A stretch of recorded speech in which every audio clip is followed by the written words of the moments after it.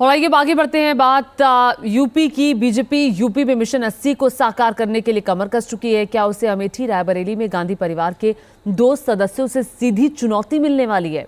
जी हां, राहुल और प्रियंका को लेकर कांग्रेसी कार्यकर्ताओं की मांग है कि उन्हें यूपी में कांग्रेस के गढ़ से उतारा जाए। आज कांग्रेस की बड़ी बैठक है जिसमें 100 से 125 उम्मीदवारों के नाम फाइनल हो सकते हैं। अब सवाल यह है कि क्या अमेठी से राहुल और रायबरेली से प्रियंका का नाम उम्मीदवारों की लिस्ट में होगा या नहीं।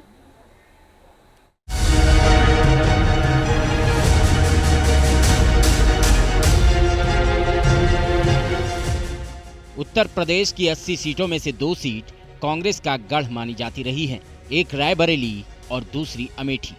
लेकिन कांग्रेस की हालत ये है कि इन दोनों सीटों से कौन उम्मीदवार होगा ये अभी तक तय नहीं हो पाया है। रायबरेली से प्रियंका और अमेठी से राहुल गांधी चुनाव लड़ेंगे कि नहीं, इस पर कांग्रेस आलाकमान अभी खामोश है। अमेठी और रायबरेली से कांग्रेस का पुराना नाता रहा है। कांग्रेस के कार्यकर्ता दोनों ही सीटों से गांधी परिवार को जिताने का भरोसा दे रहे हैं। चुनाव के ऐलान से पहले ही सियासी दलों की तरफ से उम्मीदवारों का ऐलान किया जा रहा है। बीजेपी की पहली लिस्ट जारी हो चुकी है। कांग्रेस के भीतर भी उम्मीदवारों के नाम पर मंथन हो रहा है, लेकिन सवाल राहुल और प्रियंका को लेकर है। आज कांग्रेस सेंट्रल इलेक्शन कमेटी की मीटिंग है। कहा जा रहा है कि 100 से 125 उम्मीदवारों के नाम फाइनल हो सकते हैं। ये भी चर्चा तेज है कि राहुल अमेठी से दोबारा चुनाव लड़ सकते हैं। क्या आने वाले दिनों में राहुल गांधी इस तरह से अमेठी की जनता से वोट मांगते नजर आएंगे? क्या वो इसी तरह अमेठी में स्मृति ईरानी को घेरते दिखेंगे? कुछ दिन पहले अमेठी से राहुल की भारत जोड़ो न्याय यात्रा गुजरी थी। उस दौरान राहुल ने अमेठी में जोर शोर से प्रचार किया था। बड़ी तादाद में लोग भी उन्हें सुनने देखने के लिए इकट्ठा हुए थे। अमेठी आया हूँ, इतने प्यार से आपने मेरा स्वागत किया। पुराना रिश्ता है हमारा, प्यार का रिश्ता है, मोहब्बत का रिश्ता है। इसके लिए आप सबको दिल से धन्यवाद। भारत न्याय यात्रा जब अमेठी पहुंची थी तो कांग्रेस के कार्यकर्ताओं का जोश हाई था, लेकिन केंद्रीय नेतृत्व अमेठी से राहुल की उम्मीदवारी पर खामोश है।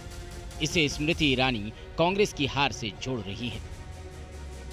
पहली बार अमेठी से प्रत्याशी घोषित करने में कांग्रेस इतना समय लगा रही है, इतना चिंतन और मंथन कर रही है। कांग्रेस की हार का संकेत आपको उसी में मिल सकता है।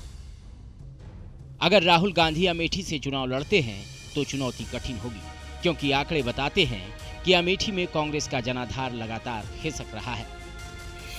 साल 2009 में राहुल ने अमेठी को 3,70,198 वोटों के अंतर से जीता, लेकिन अगले चुनाव में जीत का अंतर घट गया। 2014 में राहुल जीत तो गए, लेकिन अंतर करीब 1 लाख का रहा। 2019 के चुनाव में स्मृति ईरानी ने उन्हें 55,120 वोट के अंतर से चुनाव हरा दिया। लेकिन कांग्रेस कार्यकर्ताओं को लगता है कि इस बार हिसाब चुकता किया जा सकता है। कई लोगों से मैं बात कर रहा था जो वो पक्षी पार्क में आए थे, वो भी यही कह रहे थे, प्रियंका जी को रायबरेली से लड़ाइए और राहुल जी को अमेठी से लड़ाइए। तो मैंने कहा राहुल जी तो 3 बार लड़कर हार गए, सर वो एक बार ही हमसे गलती हो गई। राहुल को अमेठी से तो प्रियंका को रायबरेली से कांग्रेस कार्यकर्ता चुनावी मैदान में उतारना चाहते हैं। रायबरेली से कांग्रेस कार्यकर्ता इस मांग के साथ दिल्ली में पार्टी मुख्यालय पर डेरा भी जमा चुके हैं। हम चाहते हैं कि राहुल जी और प्रियंका जी अमेठी और रायबरेली से चुनाव लड़ें, और हम लोगों की ये मांग है कि कोई भी गलती हुई है, अमेठी से हुई हो, रायबरेली से हुई हो, तो हम उसके लिए माफ़ी मांगते हैं। वो आएँ, वो अमेठी और रायबरेली को अपना परिवार मानते हैं। अब सवाल उठता है कि क्या सोनिया गांधी के राज्यसभा जाने के बाद प्रियंका रायबरेली से लोकसभा चुनाव लड़ेंगी?